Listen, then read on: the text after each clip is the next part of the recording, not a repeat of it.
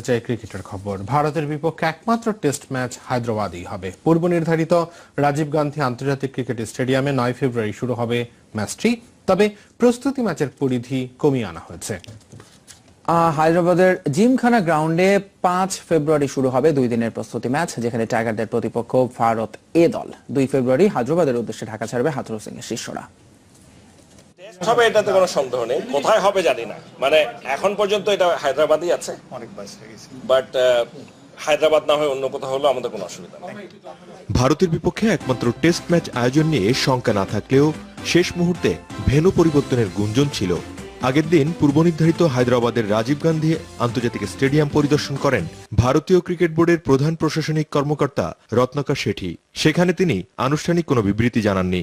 তবে ভেন্যু প্রস্তুতিতে সন্তুষ্টি চোখে মুখে ছিল স্পষ্ট। আর স্থানীয় আয়োজকরা জানান, বাংলাদেশকে আতিথ্য জানাতে পুরোপুরি প্রস্তুত হায়দ্রাবাদ। সবকিছু ঠিক আছে। টেস্ট ম্যাচটি আয়োজনের কাজ যেভাবে এগুচ্ছে তাতে রত্নাকর শেঠি খুশি। তার দিক থেকে নির্দিষ্ট কোনো পরামর্শ দেওয়া হয়নি। তবে তিনি নিশ্চয়তা দিয়েছেন যে ম্যাচটি সফলভাবে আয়োজনের জন্য বিসিসিআই নির্বাচিত কমিটিকে পূর্ণ সহযোগিতা করবে। অবশেষে আনুষ্ঠানিকভাবে সফরসূচি প্রকাশ করেছে বাংলাদেশ ক্রিকেট বোর্ড। সময় স্বল্পতার কারণে এসেছে ছোটখাটো কিছু পরিবর্তন। 2 ফেব্রুয়ারি হায়দ্রাবাদের উদ্দেশ্যে ঢাকা ছাড়বে টাইগাররা। 3 ও 4 ফেব্রুয়ারি সেখানে অনুশীলন করবে হাথুরু সিংহের শিষ্যরা। 5 ও 6 ফেব্রুয়ারি সেকেন্দ্রাবাদের জিমখানা মাঠে ভারতের এই দলের বিপক্ষে প্রস্তুতি ম্যাচ খেলবে মুশফিকুর রহিমের দল। একমাত্র টেস্টকে ঘিরে 7 ও 8 ফেব্রুয়ারি চলবে শেষ মুহূর্তের প্রস্তুতি। আর 9 ফেব্রুয়ারি রাজীব গান্ধী স্টেডিয়ামে গড়াবে ভারতের মাটিতে টাইগারদের ঐতিহাসিক টেস্ট ম্যাচ। এদিকে বাণিজ্যিক কারণে এর আগে বাংলাদেশকে আমন্ত্রণ জানাতে ভারতের অনীহা থাকলেও বদলে গেছে প্রেক্ষাপট। টাইগারদের সাম্প্রতিক পারফরমেন্সের এই টেস্টকে ঘিরে তৈরি হয়েছে পৃষ্ঠপোষক কোম্পানিগুলোর ব্যাপক আগ্রহ। এরই মধ্যে টাইটেল সহ গোটা স্টেডিয়ামে সম্ভাব্য সব স্পন্সরশিপ প্যাকেজ বিক্রি হয়ে গেছে। মোটা অঙ্কের অর্থ ব্যয়ে বাংলাদেশের সম্প্রচার স্বত্ব কিনেছে চ্যানেল 9। সালাউদ্দিন সুমন, যমুনা স্পোর্টস, ঢাকা। প্রতিদ্বন্দ্বিতা একটু হলেও কমেছে শক্তিশালী ইরান না আসায়, যেখানে স্বর্ণের লড়াইয়ে এখন বাংলাদেশের মূল চ্যালেঞ্জ ভুটান, ইরাক আর মালয়েশিয়া।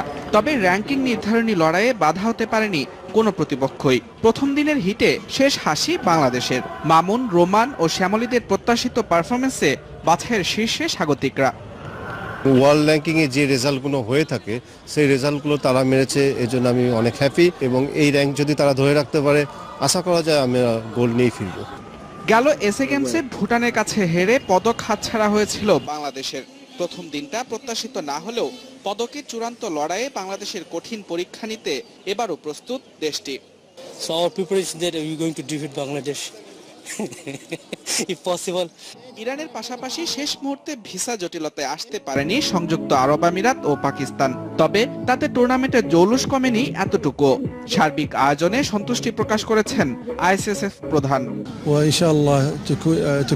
সার্বিক আয়োজনে আমি সন্তুষ্ট। বাংলাদেশ তাদের সক্ষমতা দেখিয়েছে। আমি চাই প্রতি বছরই তারা এমন টুর্নামেন্ট আয়োজন করুক।